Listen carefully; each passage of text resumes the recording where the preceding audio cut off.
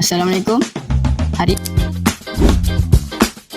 hari ni misi kita tanya soalan nahwu sorof kepada sahabat-sahabat ITAP. Let's go. Okey, kita dah jumpa masa pertama. Perkenalkan diri. Nama Nafis Akil. Okey.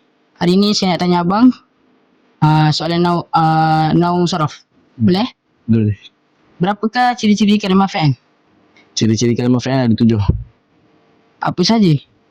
Qad, segi tanfis, sawfa taswif, ta'dani sakinah, dhamir rafa mutaharrik, nun taukid, yang mu'annas mukhatabah. Mantap bang, lancar. Okey. Okey, kita dah jumpa mangsa seterusnya. Okey, perkenalkan nama. Nama saya Kohyum. Nak tanya soalan nahwu sorof boleh? Boleh. Apakah maksud kalimah fi'il?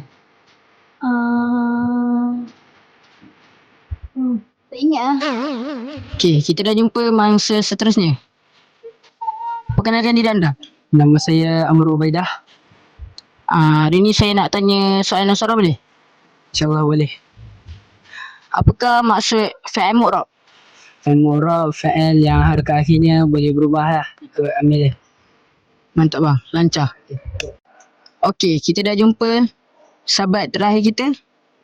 Perkenalkan diri anda. Nama saya Muhammad Muaz, panggil Muaz je lah. Hari ni saya nak tanya soalan nahwu sorof boleh? Boleh, sila. Apakah maksud fi'il lazim? Maksudnya adalah fi'il yang tak memerlukan maf'ul bih lah. Baik bang, lancar. Okey, lancar. Kali ni kita nak terjah kelas. Jom.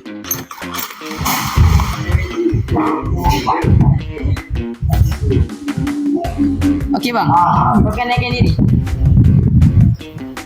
Wait a minute.